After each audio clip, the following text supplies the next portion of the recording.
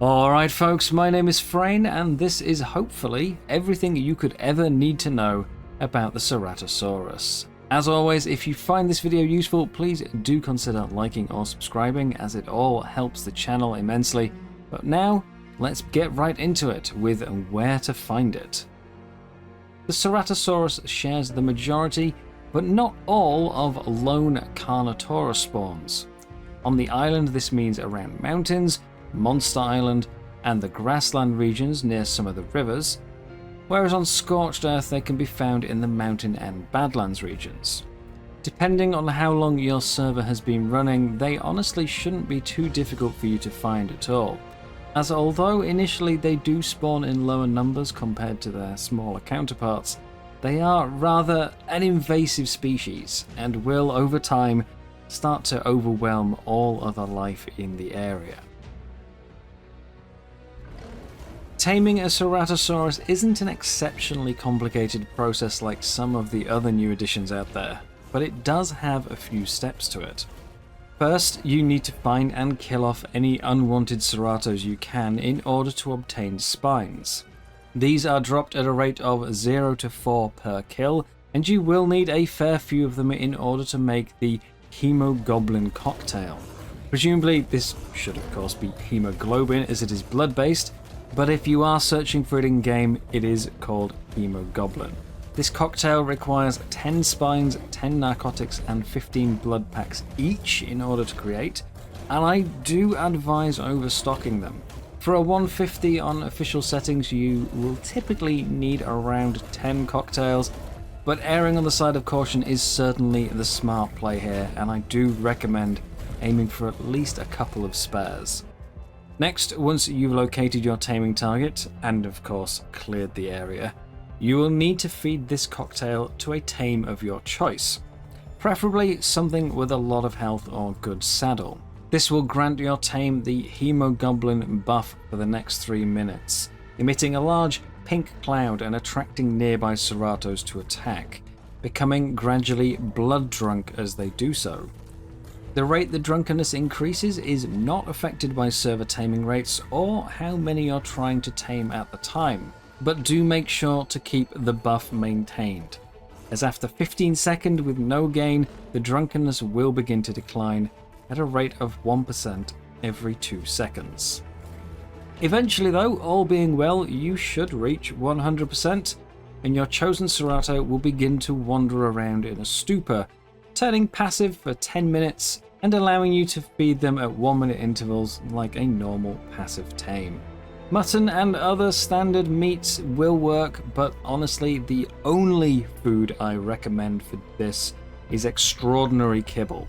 A 150 on official settings takes 20 pieces to fully tame, which means needing to get it fully drunk twice already without starting to bring less effective foods into the mix. And that really is your basic taming guide right there. Please feel free to skip ahead to one of these timestamps if you wish to see another section, I won't take offense. But now, for those interested, we'll go into the real depth of efficient min-maxing and all the maths behind it. The key thing of which here is the spine venom debuff. This is a short 5-second effect that you'll see in the top corner whenever a Cerato is attacking you. And this debuff is what controls the drunkenness. It's only applied by the secondary attack of the Cerato, which is either the horn thrust or the tail spin, but whenever that 5-second timer expires is when the drunkenness is actually updated.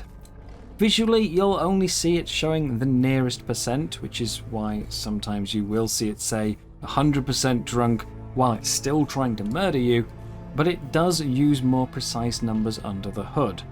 And the complete formula for the calculation of this is this monstrosity here. A little excessive, right? Well, let's slim it down. This part here basically never comes into play. I'm not going to go into why, but we'll get rid of that. That can go. This part here is an extremely rare case scenario, so for now, we'll axe that too. And that's already looking a bit better. We've got 3 variables now. T is the maximum torpor of the Cerato, flat rate depending on level that all dinos have. H is the number of hits inflicted by the Cerato during that 5-second spine venom debuff. Finally, C is the collision radius of the tame it's attacking. Now, obviously, this is not something you can see in the game, of course, and you can't even really just judge by looking at it. But here's a list of a few creatures for you if you wish, and more importantly, a chart of how each of these tames affects the drunkenness gain, with some examples of hit count, size, and level for you to compare. And I think it is pretty evident straight away what I'm getting at here. Bigger tames get it drunk faster. The difference at higher levels isn't gigantic on paper, of course. Probably not enough to even really pay attention to in most cases, as you'll still need the same number of cocktails. But as the hit count goes up as well, it does start to play a noticeable factor. Which brings up a second point here. Not only is taming multiple at the same time more efficient due to needing less cocktails in general, but it actually increases the drunkenness gain at the same time due to having more hits. And yet another thing to consider here is that not only does causing damage to the Cerato not reset the drunkenness, but it triggers reflect damage. And this too counts as a hit. So fighting back can actually increase how fast it gets drunk. There are two important notes for this though. A, it does still lower the taming effectiveness if you've already started the feeding phase, and B, before anyone has any ideas, the Fasola's reflect damage does not count for this. Now obviously if you are going the route of fighting back, you do need to be careful not to kill it in the process, so it's probably not the most useful information, as well, the majority of larger creatures do decent damage, but fighting back with a weak tame could actually make up for some of the size loss. High health is another factor to consider, not just for the survival of the tame, but because if we circle back around to one of those bits of formula I removed earlier, it caps the gain to 1% of the target's health. Now this should effectively never come up, which is why I removed it, but in some edge cases, like trying to use a low health creature with very good saddle, or simply taming a whole horde of them at once, it may end up playing a factor. In terms of stat line, a Cerato lands somewhere between that of the Carnotaurus and the Allosaurus, although with a bit more stamina and less damage than either of them. In terms of speed, it's more difficult to make a direct comparison due to how the Cerato runs, but we can see that it is the slowest walking and yet fastest running. In fact, when tamed, it has the highest top speed in the game at present, beating the Gallimimus by about 50%.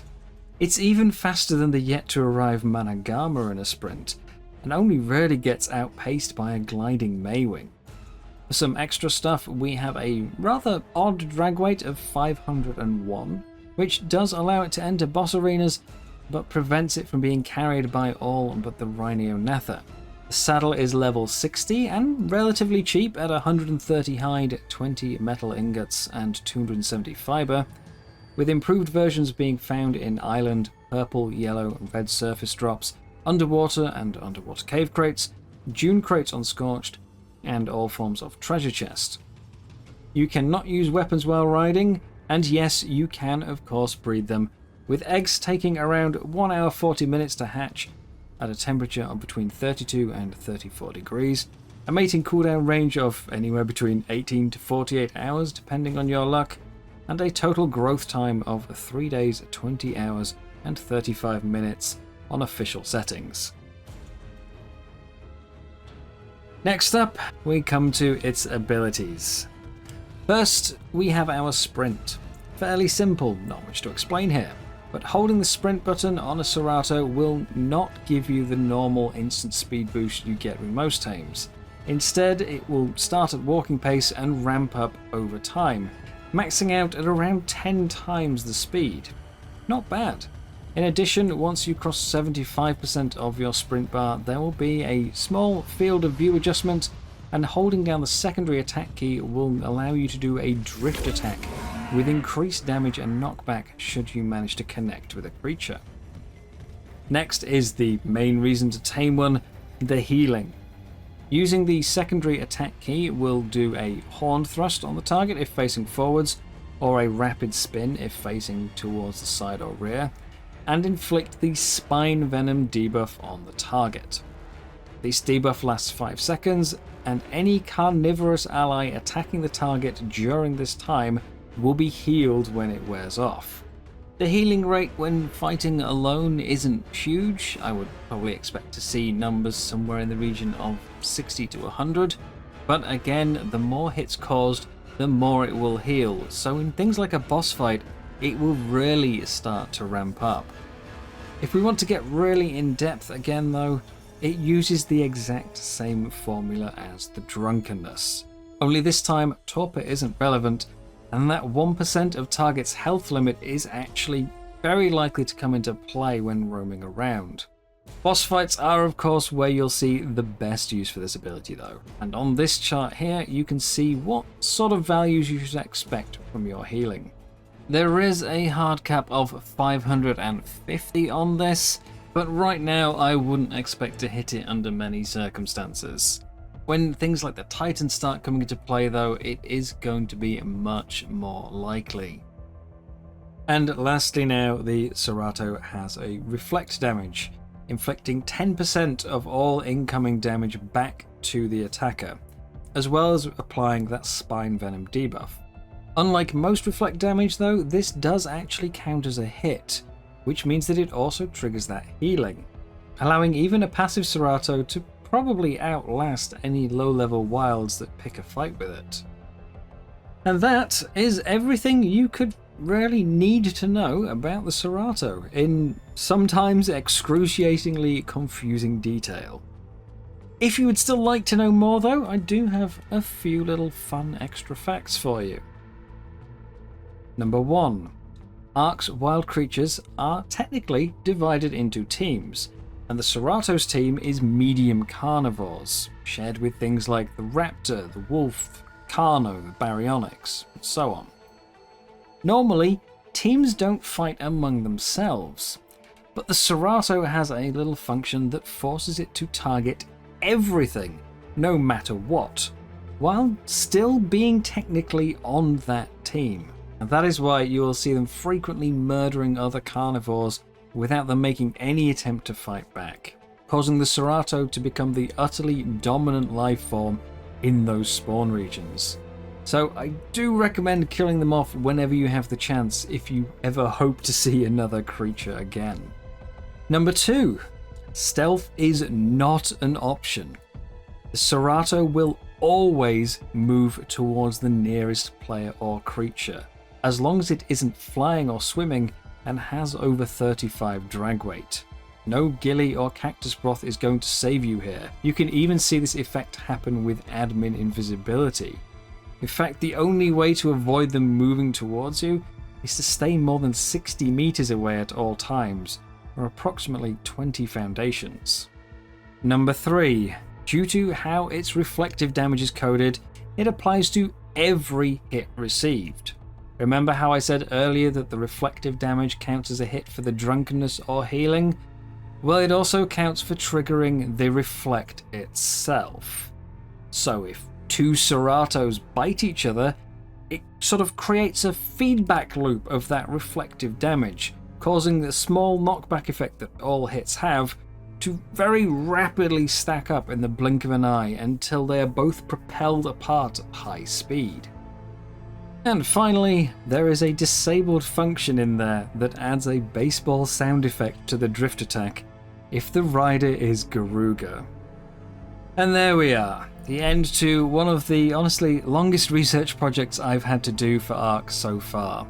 This has taken the better part of a week to put together, but I am happy to say it has also furthered my understanding of how ARK's creatures work in the process. Hopefully there's no mistakes in here. Always the danger of going very in depth like this, but for now, thank you all very much for watching. I hope this has been useful to you. I will see you in the next one. Bye bye.